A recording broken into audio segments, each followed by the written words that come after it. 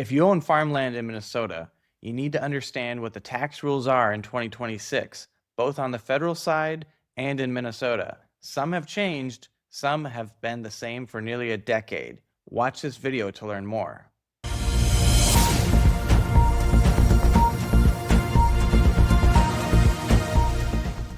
Hi, I'm Jason Wagner, the farm lawyer. I work with family farmers every single day to help them pass the farm on to the next generation.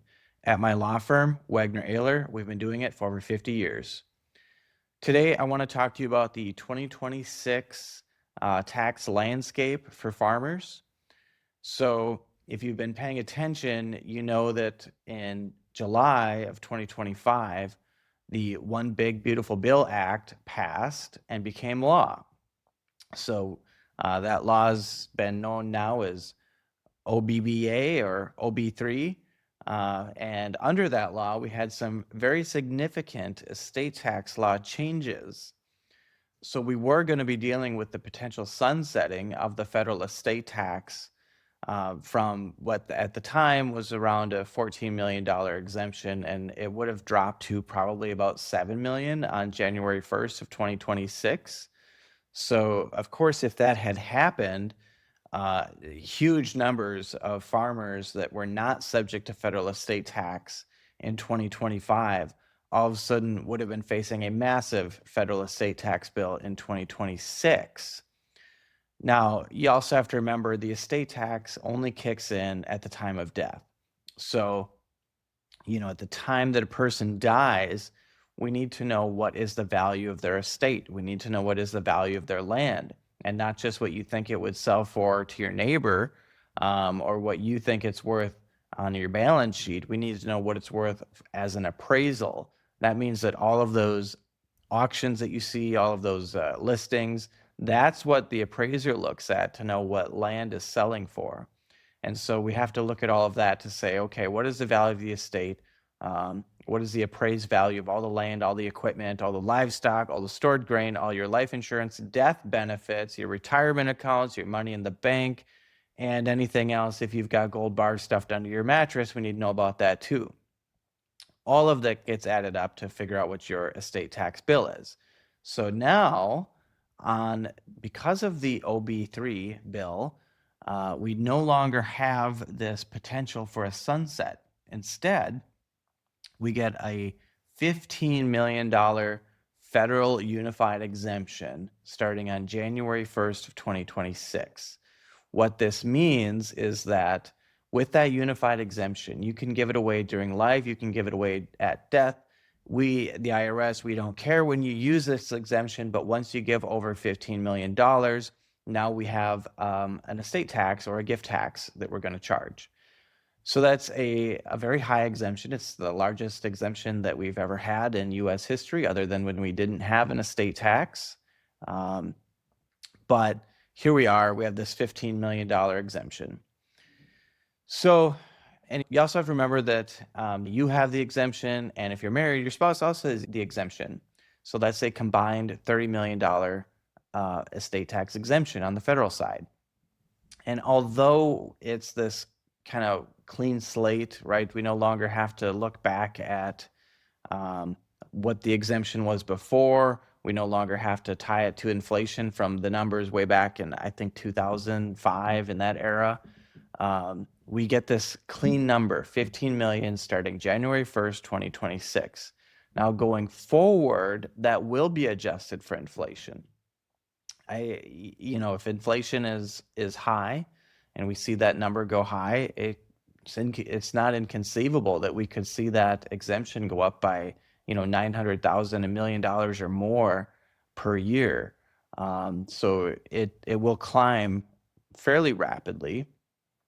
So if you have a combined estate below 30 million and you're married, the likelihood that you're subject to federal estate tax is pretty low. However, it is important that you are aware of this concept called portability. I talked about this in my last video, especially for Minnesota farmers, but with portability, basically if you don't use your exemption, which means that you don't have property at your death going to someone other than your spouse, then you can have your spouse, or you as the surviving spouse, can elect to keep your deceased spouse's unused exemption amount. So again, if I have a farm that's worth 20 million, and if I die and I leave it all to my wife, she can then tell the IRS, hey, he didn't use any of his exemption because it all went to me. He has 15 million left. I'd like to grab onto that and keep it now. Now she has a $30 million exemption.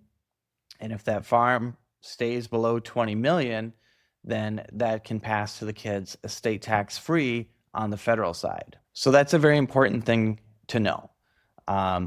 Sometimes people ask, well, I can't give it away. Or I had a client that was in for estate planning and they wanted to give the home farm to their farming heir.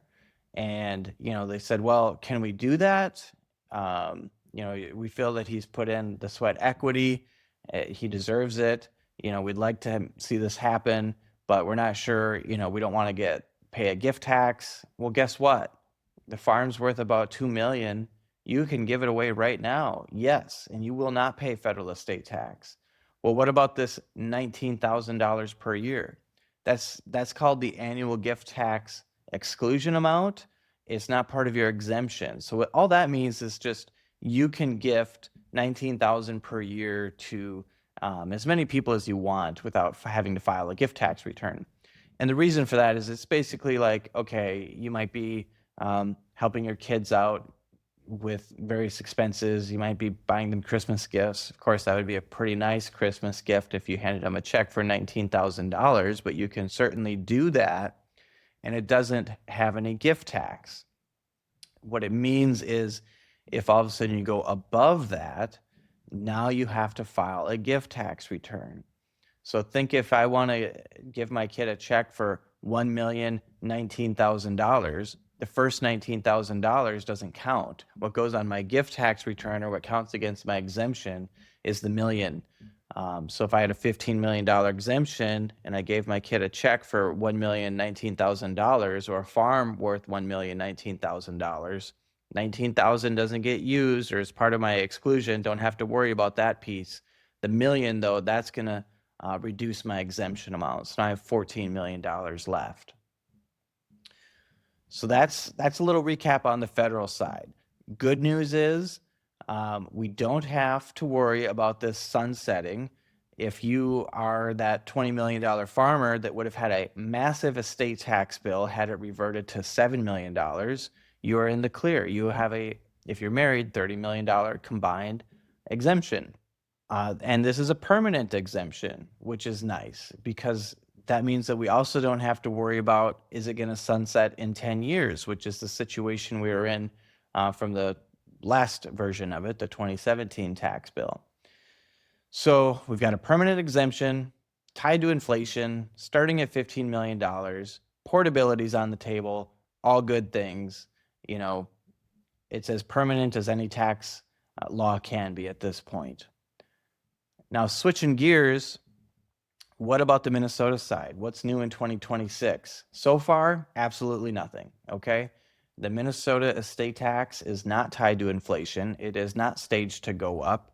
It does not adjust to whatever the rest of the farm economy is doing. We are in a fixed state with the Minnesota estate tax. So let's break that down. The Minnesota estate tax is in some ways a little more complex than the federal side. But basically, we have the same starting point. We need to know what the value of your estate is at the time of your death. Then we look at, do we have to file a Minnesota estate tax return? If the value of your estate is over $3 million, yes, we have to file. And now we potentially pay estate tax. Just like on the federal side, we have an unlimited marital deduction on the Minnesota side, so anything you leave to your spouse is not subject to tax.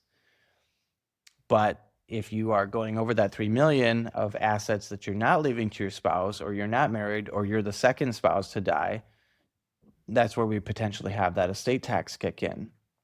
However, farmers get to take advantage of what's called the Family Farmland Deduction. And what that does is it allows you to deduct the value of farmland of up to $2 million. Now, there are some specific requirements for that. Number one, you have to have owned that land for at least 3 years before you die. It must be classified as ag homestead on the property tax statement in the year that you die.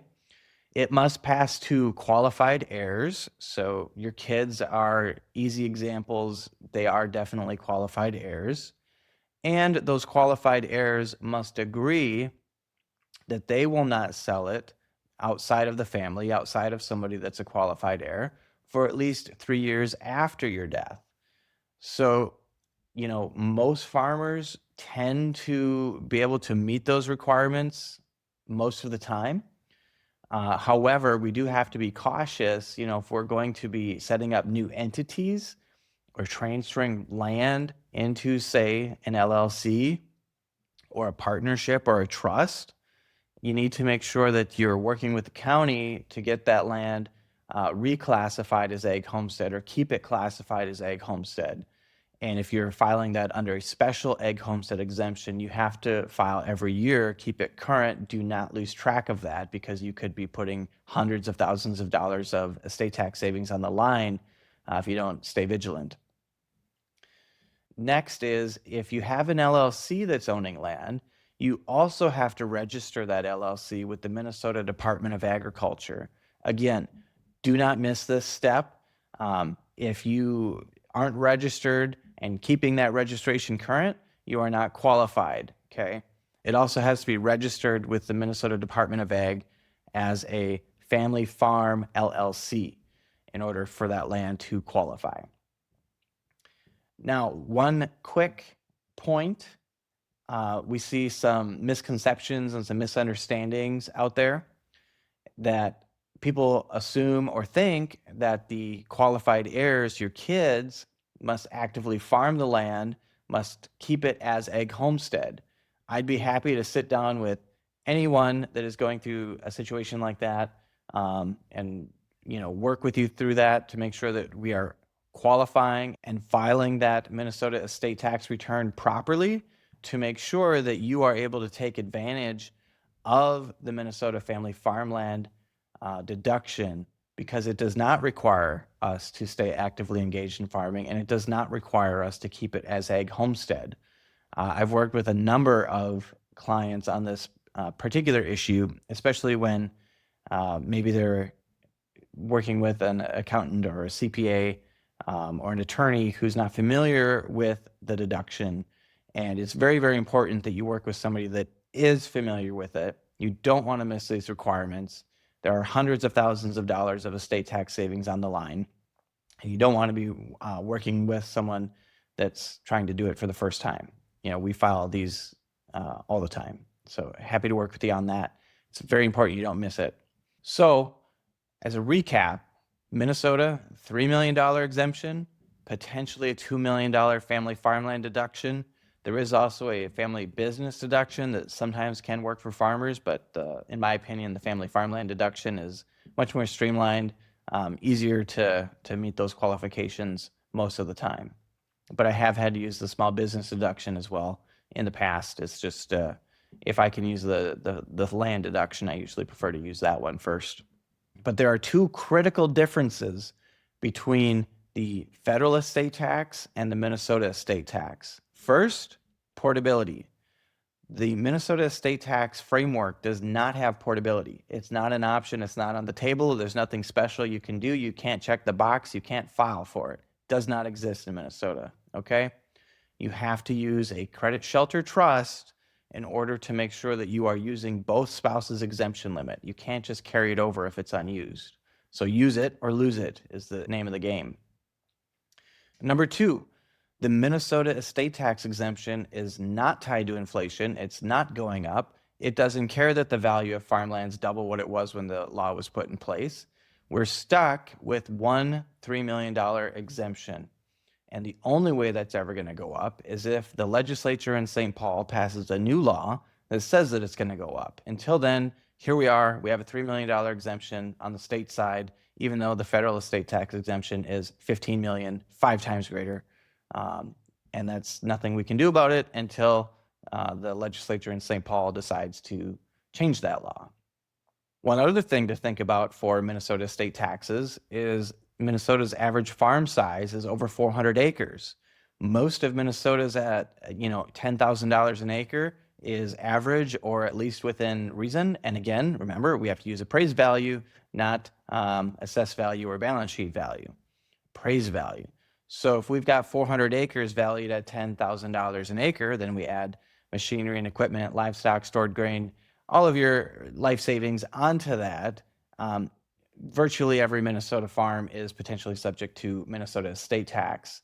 That's just the way the law is built. It's just, for better or worse. We have a law here in Minnesota that says $3 million exemption. It hasn't changed.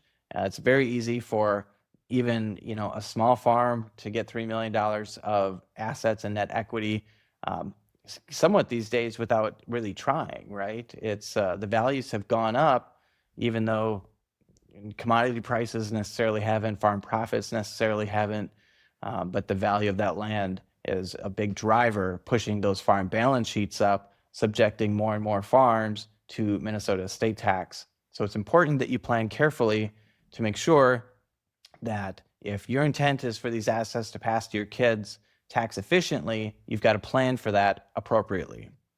So if you like what you've heard, check out farmlawyer.com, follow me on Facebook, and subscribe to my YouTube channel.